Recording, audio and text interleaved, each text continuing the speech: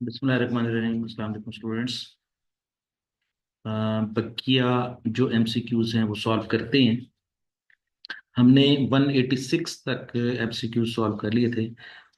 Next 187 है और ये मेरे ख्याल में 195 तक जाएंगे। तो ये तकरीबन कोई 8-9 एमसीक्यूज रह गए हैं, तो ये हम सॉल्व कर लेते हैं। इस तरह हमारा एमसीक्यूज का पोर्शन मुकम्मल हो जाएगा। तो 187 का जो क्वेश्चन बनता है, अगर उसका क्वेश्चन पढ़ें तो पता चलता है कि what should be the cost be sold for. ये जॉब ऑर्डर कॉस्टिंग का क्वेश्चन है, ठीक है।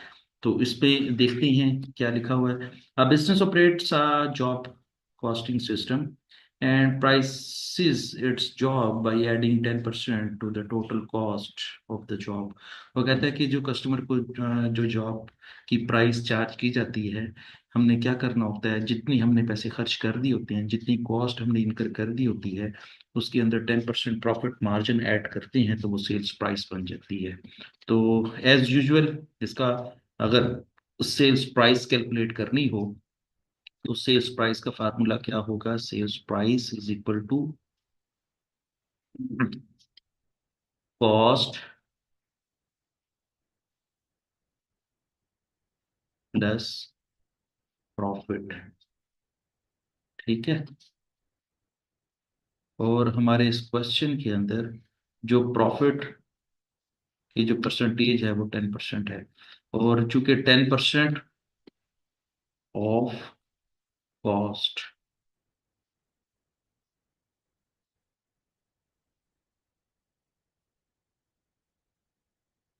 10% ऑफ कॉस्ट है, ठीक है।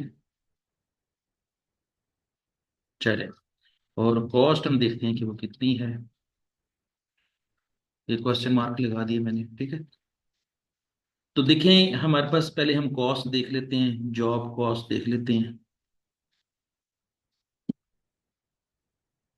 मटेरियल कॉस्ट, बल्कि उसमें वो कहा है कि प्राइम कॉस्ट उसने दी हुई है। दो तीन कॉस्टों को जमा करके उसने दिया हुआ है 2840, ठीक है।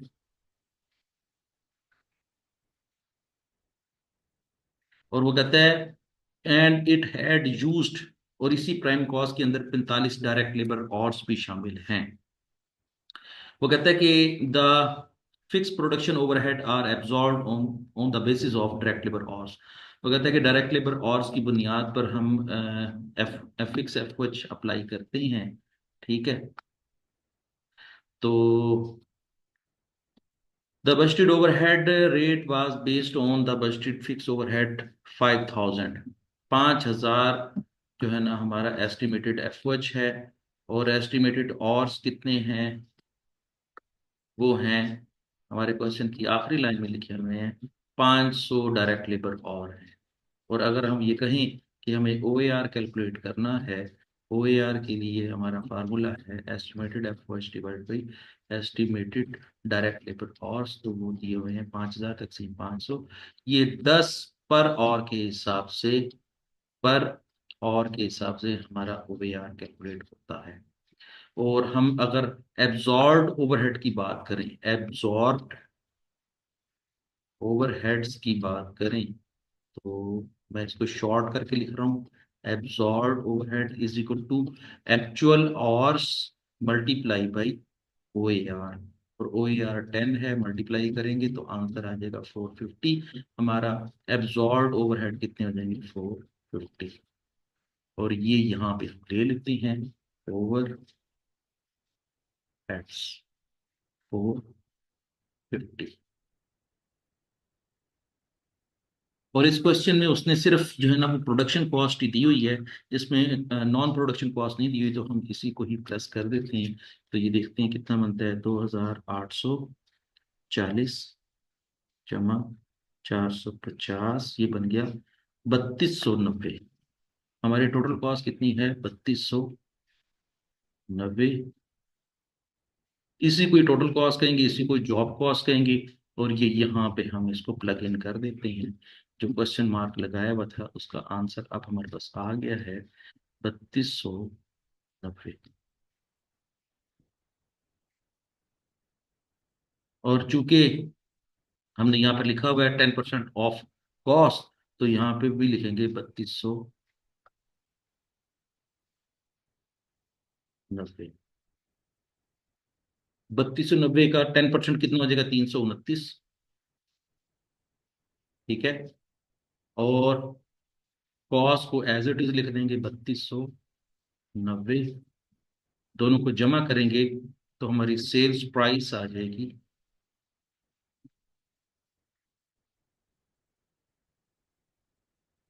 3619।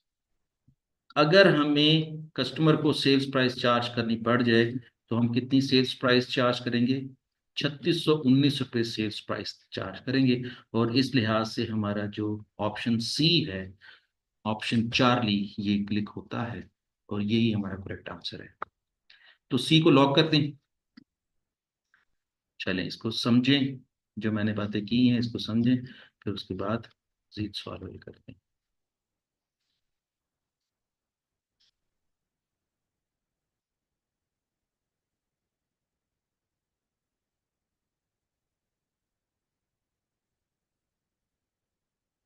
Next question 188। तो देखते हैं 188 में क्या कह रहा है। तो कहता है कि company operates a job costing system. ये भी जॉब ऑर्डर कॉस्टिंग सिस्टम है।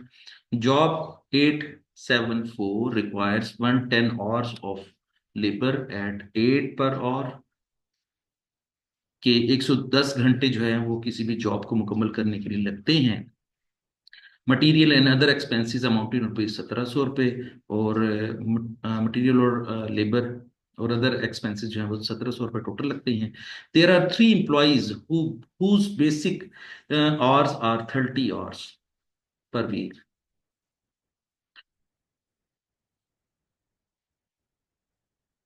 अच्छा। वो कहता है कि there are 3 employees whose basics hours are 30 hours. एक इम्प्लॉय एक हफ्ते में 30 घंटे काम करता है, तो 3 एम्प्लॉयज कितने घंटे काम करेंगे? 90 घंटे काम करेंगे। ठीक है। All work is to be completed in 1 week at the specific request of the customer. और ये सारे का सारा जो काम है ये कस्टमर की स्पेसिफिक रिक्वेस्ट पे किया जा रहा है। मींस कस्टमर की जो रिक्वेस्ट होती है उसी को ही हम जॉब ऑर्डर कॉस्टिंग कहते हैं। Over time is paid at a time and a quarter. और जो कोई फालतू अगर घंटे काम करेगा मजदूर तो उसको टाइम एंड क्वार्टर जो है ना उसको फालतू पैसे मिलेंगे। तो क्वेश्चन है क्या असल में? वो कहता है कि what is the total direct labour cost of job 874। ये तो सवाल जॉब ऑर्डर कॉस्टिंग का तो नहीं बनता। ये तो सिंपली जो है ना वो डायरेक्ट लेबर की वेजेस कैलकुलेट करने वाली बात हो गई। जिस तरीके से हमने एक चैप्टर हमने हल किया था लेबर कॉस्टिंग का, तो उसमें लेबर की जो है वो हमने कॉस्ट कैलकुलेट करनी सीखी थी। तो ये तकरीबन वही सवाल है। अगर देखा जाए तो ये जॉब ऑर्डर कॉस्टिंग का सवाल तो नहीं है, ये लेबर कॉस्टिंग का सवाल है। तो हम इसी के ही तर्ज पे इसको हल कर लेते हैं, क्योंकि उसने पूछा भी डायरेक्ट लेबर कॉस्ट है, तो उसी तरीके से हल कर लेते हैं। तो लेबर कॉस्ट को हल करने का सबसे जो बेसिक तरीका है वो यही है कि 110 घंटे उसने काम किया, तो 110 घंटे के लिहाज से उसको 8 रुपए के हिसाब से उसको वेजेस देंगे। तो बेसिक वेजेस क्या हो जाएंगी? बेसिक वेजेस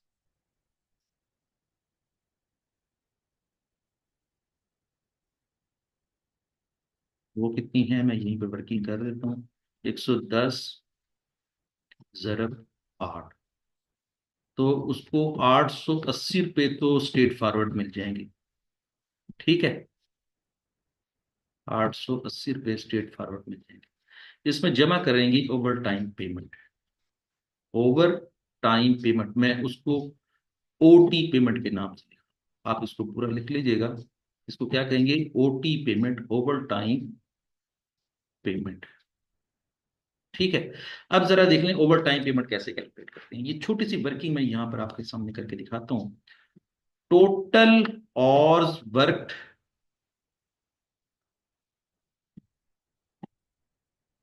ऑर्स वर्क, कितने घंटे काम किया है?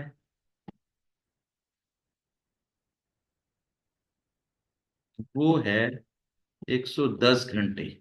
ठीक है। और उसको करना कितना चाहिए था? कितने घंटे काम करना चाहिए था? Time to be spent, time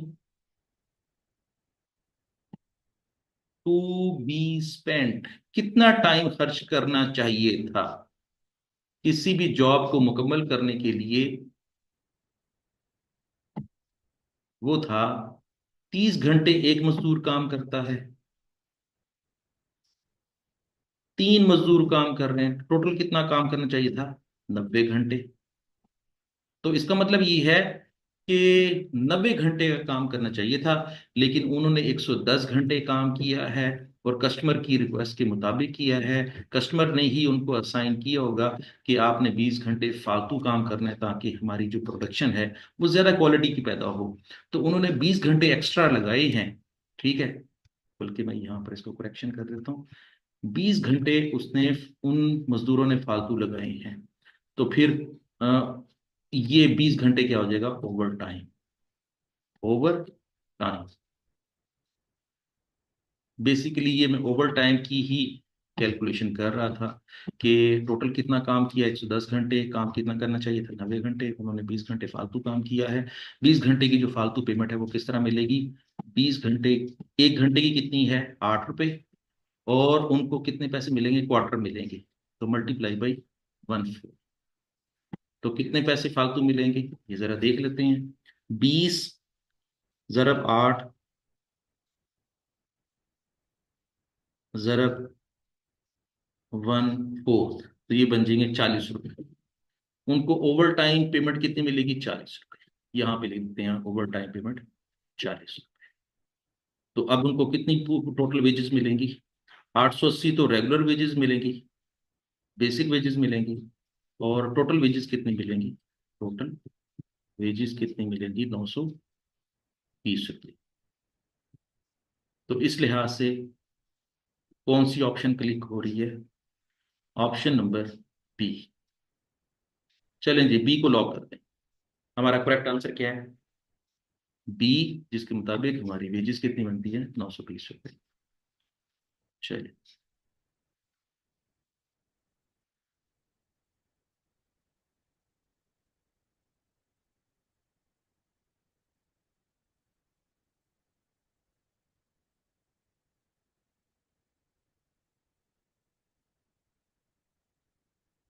जी, आप नेक्स्ट क्वेश्चन रीड करें।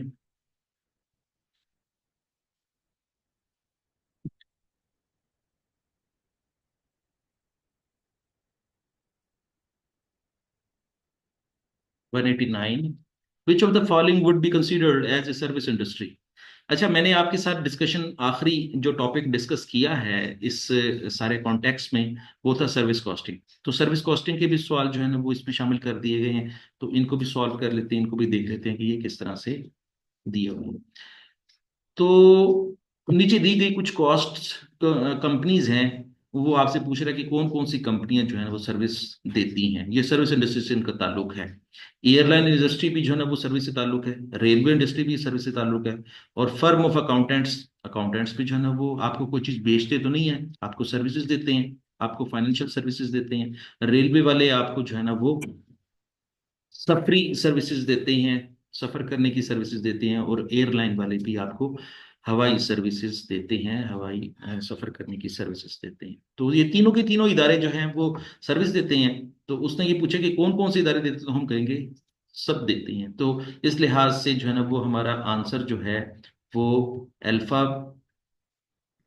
इनसुफिशिएंट है, बी भी गलत है, सी भी गलत है। हमारा आंसर, एग्जैक्ट आंसर हमारा डी है, डेल्टा है, जिसमें वो कह रहे हैं कि all of them are service industry. ठीक हो गया। तो चले आगे चलते हैं, आसान सा सवाल था। 190 की तरफ मूव करते हैं। जी, 190 में क्या कह रहा है? वो कहता है कि which two of the following are characteristics of the service costing. Service costing की जो करेक्टरिस्टिक्स हैं उसमें से दो कौन सी ऑप्शंस जो है ना वो सर्विस इंडस्ट्री के लिहाज से हैं? तो सबसे पहली है अल्फा। अल्फा में कह रहा है high level of cost as a proportion of the total cost. जो इनडायरेक्ट कॉस्ट है वो हाई लेवल ऑफ कॉस्ट है। ये बात याद रखें, मैं आपको कंसेप्चुअली तौर पर दोबारा रिकैप्चुलेट कर देता हूं कि जब कभी भी हम किसी भी चीज को प्रोड्यूस करते हैं ना, तो प्रोड्यूस करने के ऊपर ज्यादातर जो कॉस्ट इनकर होती है हमारी, वो मटेरियल कॉस्ट होती है। ठीक है, मटेरियल खर्च करते हैं, उसके ऊपर लेबर खर्च करते हैं, और उसके ऊपर एफर्ट्स खर्च करते हैं। लेकिन मैक्सिमम जो देखा गया है, जो एक आम रूटीन है, कि जिस चीज को प्रोड्यूस किया जा रहा था, उस चीज को प्रोड्यूस करने के लिए रॉ मटेरियल के इस्तेमाल की ज्यादा जरूरत होती है। तो इसका मतलब ये हुआ कि जो प्रोडक्शन इंडस्ट्री है वो ज्यादा पैसे किस चीज पे खर्च करती है? मटेरियल पे खर्च करती है। तो फिर सर्विस इंडस्ट्री इसके उलट चलती है। सर्विस इंडस्ट्री मटेरियल तो जाहिर है पहली दफा खरीदती नहीं है। पहली बात यही है कि रॉ मटेरियल तो लगता ही नहीं है, सर्विस इंडस्ट्री में तो कोई रॉ मटेरियल नहीं होता। तो फिर उसमें कौन कौन सी जो है ना वो कॉस्ट इनकर होती हैं? एक होती है लेबर कॉस्ट, एक होती है एफओएच कॉस्ट। तो वो ये कहना चाह रहा है कि वो दो कॉस्टें कौन कौन सी हैं जो कि इनडायरेक्ट आर करेक्टरिस्टिक दो सर्विस इंडस्ट्री। तो इसके लिहाज से कौन सा जॉब सही होगा? उसके लिहाज से हमारा अल्फा जॉब सही होगा एक। ठीक है, इनडायरेक्ट कॉस्ट इनकर कर रहे हैं in proportion to the total cost. ठीक है, और प्रोडक्शन इंडस्ट्री में इक्विवेलेंट यूनिट्स होते हैं, सर्विस इंडस्ट्री में नहीं होते। लिहाजा बी आंसर भी गलत है।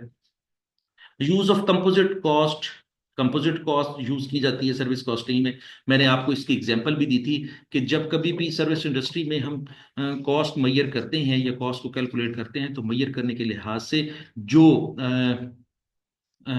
यूज किया जाता है उसको कॉस्ट यूनिट कहते हैं। जैसे फॉर एग्जांपल मैंने एग्जांपल दी थी एक दफा, कि अगर आप पेट्रोल खरीदने जाते हैं ना, तो पेट्रोल आप लीटर्स में खरीदते हैं, तो लीटर्स को क्या कहेंगे? Cost unit.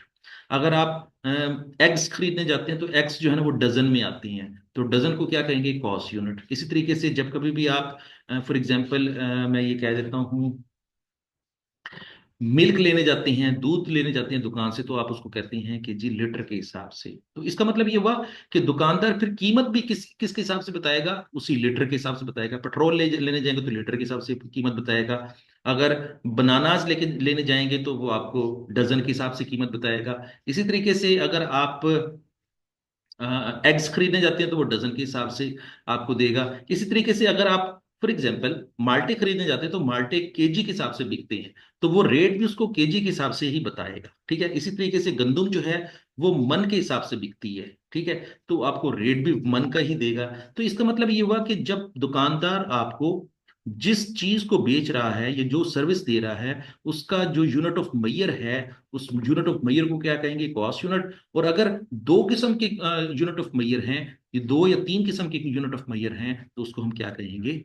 Composite cost unit. और इसकी एग्जांपल भी दे देता हूं। आपने अक्सर देखा होगा कि जो कैरेज कंपनीज होती हैं, जो सामान एक जगह से दूसरी जगह पहुंचाती हैं, वो रेट किस तरह तय करती हैं? वो रेट आपको एक ही वक्त में दो कॉस्ट यूनिट्स के जरिए दे रही होती हैं। आपको वो आपका चूंकि वजन उठाकर एक जगह से उठाकर दूसरी जगह भेज रहे होते हैं, तो वो आपको रेट किस तरह देती हैं? पर टन, पर किलोमीटर के हिसाब से। वो आपको एक जगह से दूसरी जगह सामान जब पहुंचाती हैं, तो उनके किलोमीटर भी साथ साथ तय हो रहे होते हैं, और वो वजन भी साथ साथ उठा कर लेके जा रहे होते हैं। तो फिर वो रेट जब देंगे ना, तो वो किलोमीटर वाला नहीं देंगे, ना ही टन वाला देंगे, बल्कि वो रेट क्या देंगे? दोनों चीजों के रेट देंगे। और वो कहेंगे कि जी हमारा रेट ये है, मसलन हमारा रेट जो है ना वो 500 पर टन पर किलोमीटर है। ठीक है, जब दो कॉस्ट यूनिट होंगे, तो दो कॉस्ट यूनिट को हम क्या कहेंगे? Composite cost unit. तो इसका मतलब ये हुआ कि ये जो आंसर हमारा सी है, ये हमारा सर्विस इंडस्ट्री से ताल्लुक रखता है। और उसने पूछा है कि वो दो कौन से जो है ना वो ऑप्शंस हैं जो कि जो है ना वो सर्विस इंडस्ट्री से ताल्लुक रखते हैं, तो आपने कहना है ए एंड सी। तो हमारा आंसर क्या हो जाएगा? ए एंड सी। ये हमारा आंसर है। और इस लिहाज से डी आंसर भी हमारा जो है यहाँ पे गलत है। तो करेक्ट आंसर क्या है? ए एंड सी। चलिए,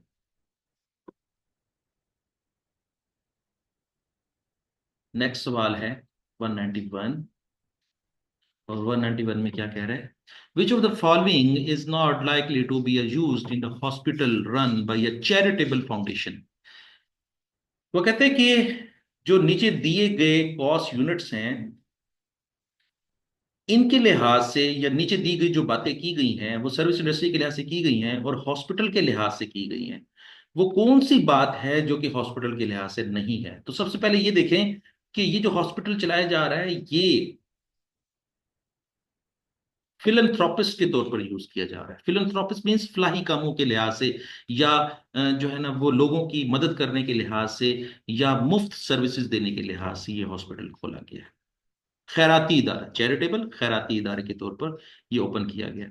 तो जो खैराती इदारा होता है बेसिकली वो प्रॉफिट तो नहीं कमाता, वो तो सवाब के लिए काम करते हैं, वो तो जो है ना वो मुआशरे की फलाह बहबूद के लिए काम कर रहे होते हैं। तो हम देखते हैं कि हॉस्पिटल के लिहाज से कौन कौन सी बातें सही हैं और कौन कौन सी सही नहीं है।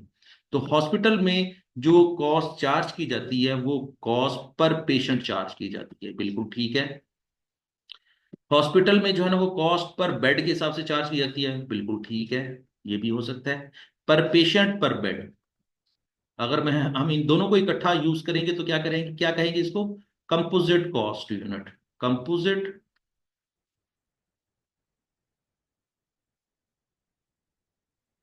Composite cost unit.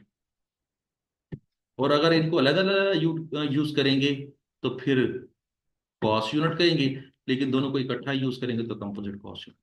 बेसिकली इस क्वेश्चन में वो ये पूछना चाह रहा है कि हॉस्पिटल के बिजनेस में अगर हॉस्पिटल का बिजनेस नॉन प्रॉफिटेबल है, बिजनेस तो नहीं कहेंगे, एक सर्विस ही कहेंगे, तो अगर एक आम हॉस्पिटल की बात की जाए तो वो प्रॉफिट कमाने के लिए बनता है।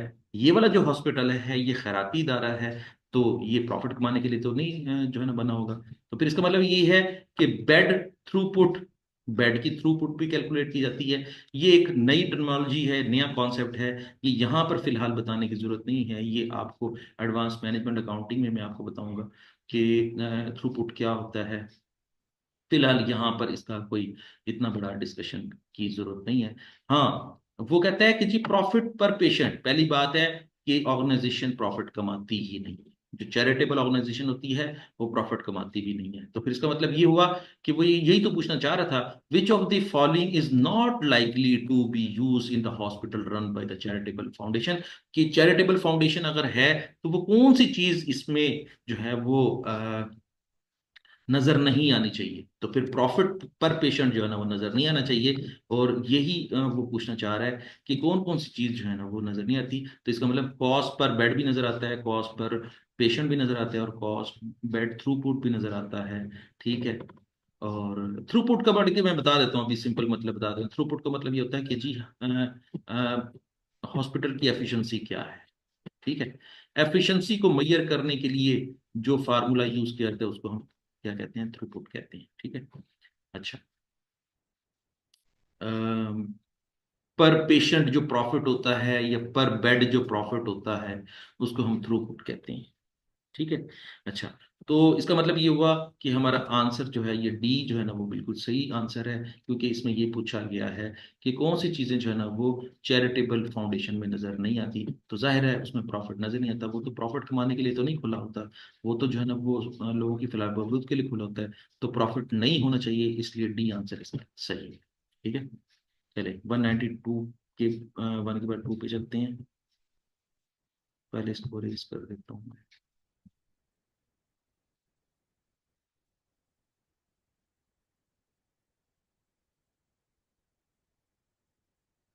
हाँ जी।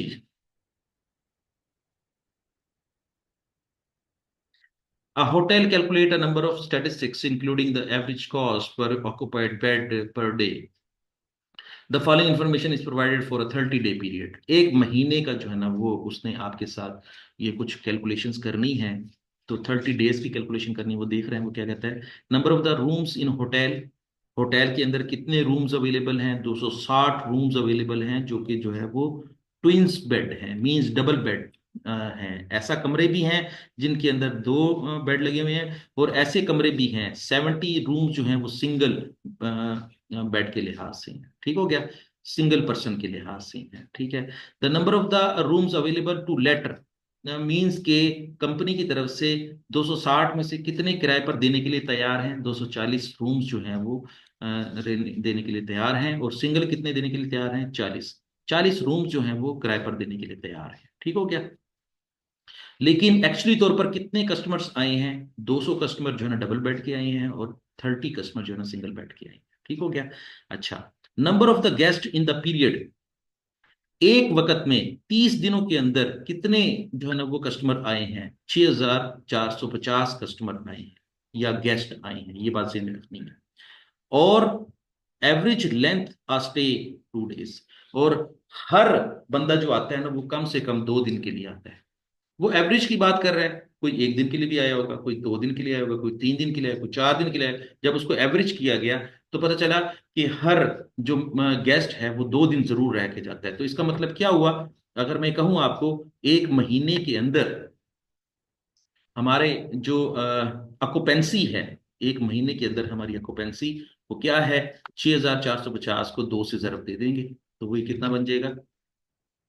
6450 जरब 2, तो हमारी 12900 जो है वो हमारी ऑक्युपेंसी है।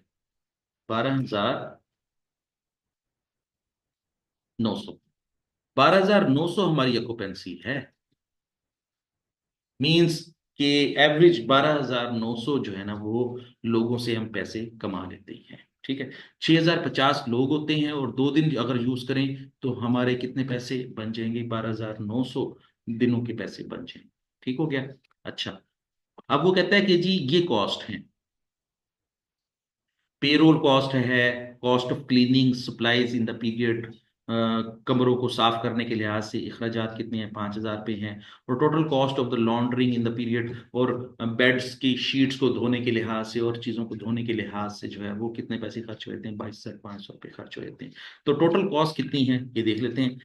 1 लाख जमा 5000 जमा 22,500, 1,27,500, ये हमारा पूरे महीने का खर्चा है। ठीक है, अब मैंने आपको ये डाटा सिंप्लीफाई कर दिया है। 1,27,500 रुपये खर्चा है और 12,900 रुपये हमारी जो है ना वो ऑक्युपेंसी है। ठीक है, अब क्या पूछ रहा है? What is the average cost per occupied bed? ठीक है, कि पर ऑक्युपाइड बेड के लिहाज से आपकी कॉस्ट कितनी है। तो वो कॉस्ट कैसे कैलकुलेट करेंगे? एवरेज, ये आप फार्मूला मैंने आपको पहले भी सिखाया हुआ है। Average cost per bed per day, पर बेड पर डे।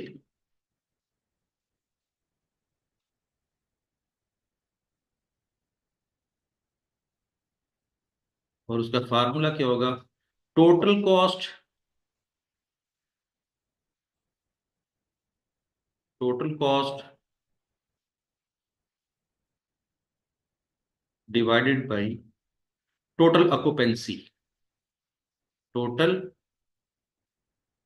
ऑक्युपेंसी।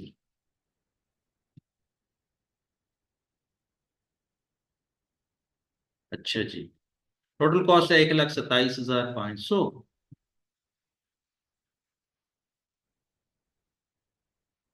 और टोटल ऑक्युपेंसी कितनी है मैंने अभी बताई है। 6450 जरब 2, 12,900 जो है ना वो ऑक्युपेंसी है। तो आंसर क्या आ जाएगा? 1,27,500 तकसीम 12,900, आंसर आ जाएगा 9.88, 9.88।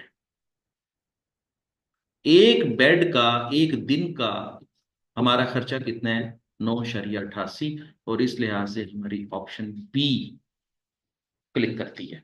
और 9.88 जो है ना वो हमारा आंसर बी के लिहाज से है, लिहाजा बी ऑप्शन जो है वो आपकी करेक्ट ऑप्शन है। चलिए, ये आप इसका फार्मूला भी देख लें और आप इसकी कैलकुलेशन को दोबारा अपने तौर पर चेक कर लें, फिर उसके बाद आगे चलते हैं।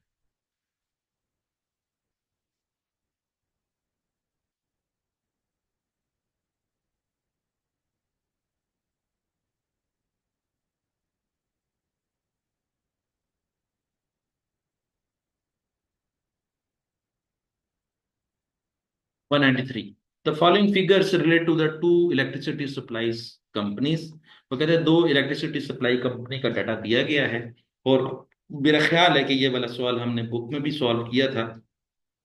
और आपको याद होगा, मेरे ख्याल में ये क्वेश्चन बनता है, सेकंड इलस्ट्रेशन है या सेकंड टेस्ट योर अंडरस्टैंडिंग है।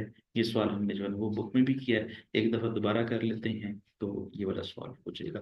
बेसिकली इस क्वेश्चन के अंदर वो पूछ रहा है कि what do the figures given indicate. ये जो नीचे दी गई फिगर्स हैं ये किस चीज को इंडिकेट करती हैं?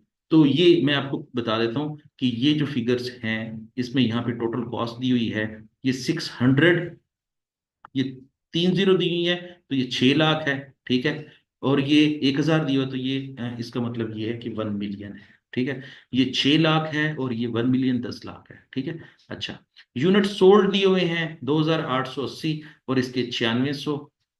Number of the consumers thousands में दिए हुए हैं 800 और ये 1600। और इसी तरीके से सेल्स ऑफ इलेक्ट्रिसिटी मिलियंस में है, ये 18 और ये 50 है। हमने क्या करना है, हमने सिंपली ये करना है, मैं आपको बता देता हूँ, एक चीज मैं कैलकुलेट करके सिखा देता हूँ। कंपनी ए की जो है ना हम वर्किंग कर लेते हैं। ठीक है, कंपनी ए की वर्किंग क्या होगी, ये देखें 6 लाख रुपए कॉस्ट दी हुई है ना, इस 6 लाख को तकसीम करना है हर दफा डिफरेंटली। पहले इस 6 लाख को इस पे तकसीम करना है, फिर 6 लाख को फिर 800 पे तकसीम करना है, फिर 6 लाख को 18 पे तकसीम करना है। जो आंसर आएगा, फिर इसी तरीके से कंपनी बी का आंसर कैलकुलेट करना है। जो आंसर आएगा इन दोनों को कंपेयर करना है। जिस कंपनी की, चूंकि ये ऊपर कॉस्ट दी हुई है, ये ऊपर कॉस्ट दी हुई है, तो जिस कंपनी का आंसर यहाँ पर आंसर जो है, हर दफा आंसर मैं यहाँ पे कैलकुलेट कर देता हूँ, एक दो कैलकुलेट कर देता हूँ। ये होगा 1 million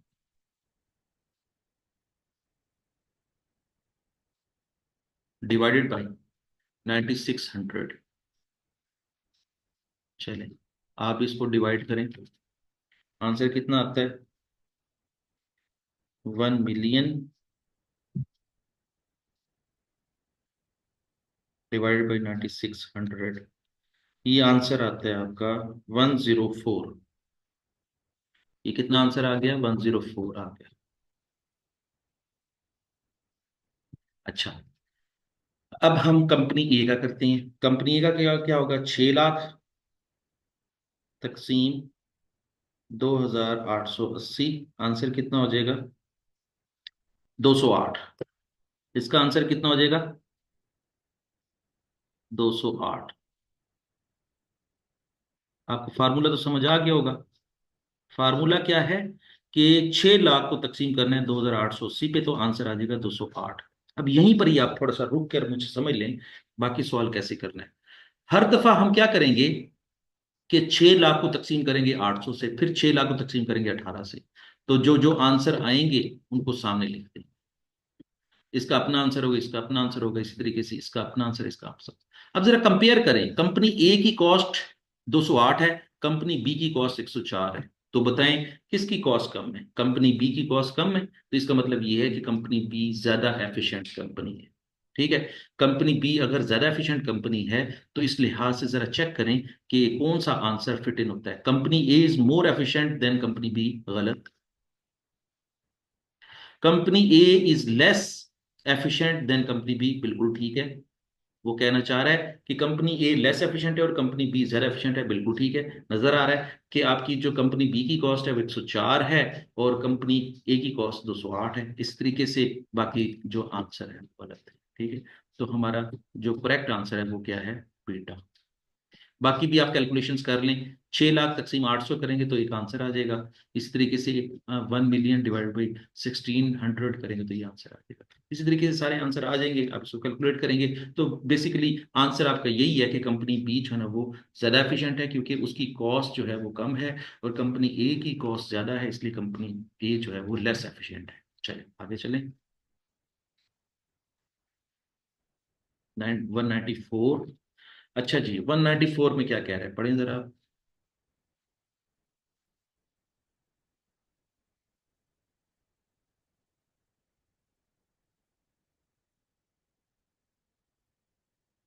A hotel calculate a number of the statistics including the average room occupancy.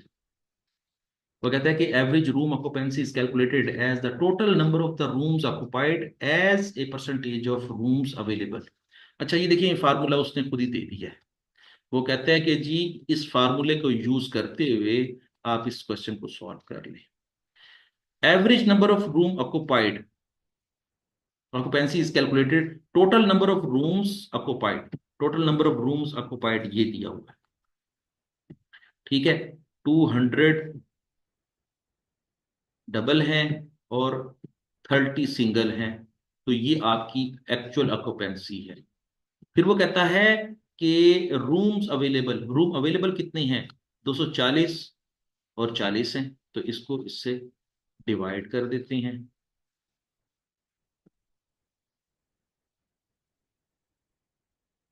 और चूंकि वो कह रहा है परसेंटेज कैलकुलेट करनी है, ये देखें ये परसेंटेज कह रहा है, तो 100 से जरा भी दे देते हैं।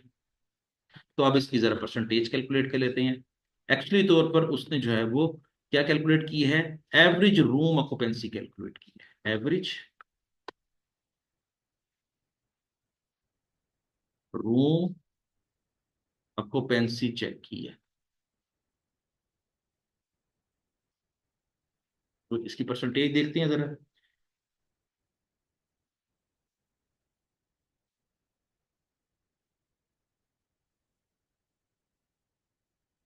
230 तकसीम 280 ज़रब 100, तो ये आंसर आ जाएगा आपका 82.14%। 82.14% is the average room occupancy. कि 82% तक हमारे कमरे हमेशा जो है ना वो ऑक्यूपाइड रहते हैं। 82% तक रूम जो है ना वो किराए पर दे दे चुके होते हैं हम। और 100% अवेलेबल होते हैं और 82% ऑक्यूपाइड होते हैं। इसका मतलब ये है कि कंपनी की एफिशिएंसी जो है ना वो क्या है, 82% है। ओके। चलिए आखिरी सवाल, which of the following are features of the service organisation. नीचे दी गई कुछ फीचर्स हैं जो कि सर्विस ऑर्गेनाइजेशंस को रिप्रेजेंट करती हैं, देखते हैं कौन सी है। हाई लेवल ऑफ इन्वेंट्री, गलत। पहली पहली जो स्टेटमेंट है वो गलत है, ठीक है। हाई लेवल ऑफ इन्वेंट्री नहीं होती है, सर्विस में तो होती नहीं इन्वेंट्री। अच्छा, high portion of the fix cost, बिल्कुल ठीक है। जो सर्विस इंडस्ट्री होती है उसमें ज्यादातर कॉस्ट फिक्स कॉस्ट होती है, ठीक है। और ये नोट डाउन कर लें। और तीसरी है difficulty in identifying the suitable cost unit. और आमतौर पर क्या होता है सर्विस इंडस्ट्री में जो है ना वो कॉस्ट यूनिट जो है ना आइडेंटिफाई करना बहुत मुश्किल होता है। तो इस लिहाज से हमारी दो स्टेटमेंट सही हैं। देखते हैं कि ये दो स्टेटमेंट्स कौन सी ऑप्शन में क्लिक करती है। ए तो ऑप्शन गलत है, ठीक है। और बी भी गलत है। सी बिल्कुल ठीक है। आपकी ऑप्शन सी जो है वो बिल्कुल सही है। और ऑप्शन बी भी गलत है। तो इस लिहाज से आपकी जो ऑप्शन चार्ली है ये बिल्कुल करेक्ट ऑप्शन है। इसको लॉक कर दें। और इसी के साथ ही हमारा जो है वो एमसीक्यूज का टॉपिक, एमसीक्यूज का चैप्टर वो मुकम्मल हुआ जाता है। और मुझे उम्मीद है कि आपको इसकी अंडरस्टैंडिंग काफ़ी अच्छी होगी। और मैं एक्सपेक्ट करता हूँ कि आप इसकी वर्किंग जो है वो कम से कम 2 दफ़ा ज़रूर करेंगे, ताकि जो है ना वो आपकी जो एग्जाम के लिहाज से प्रेशर है वो शुरू से ही होनी शुरू हो जाए। तो चलें, मुझे इजाज़त दें। कल मैं एक नए चैप्टर के साथ, एक ब्रांड न्यू चैप्टर के साथ हाजिर होऊंगा। तो तब तक के लिए अल्लाह हाफिज।